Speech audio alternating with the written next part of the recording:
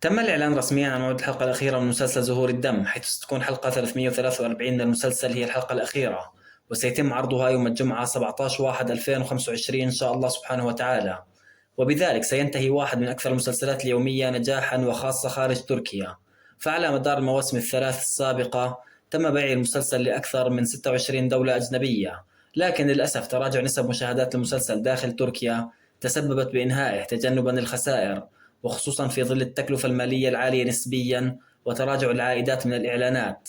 المسلسل استطاع طيلة الثلاث سنوات الأخيرة من الحصول على عدة جوائز، واستطاع بطلي المسلسل باريش باكتاش ويغمور يوكسل من نيل العديد من الجوائز، كان آخرها حصولهما على جائزتي أفضل ممثل وممثلة صاعدة في مهرجان النخلة الذهبية.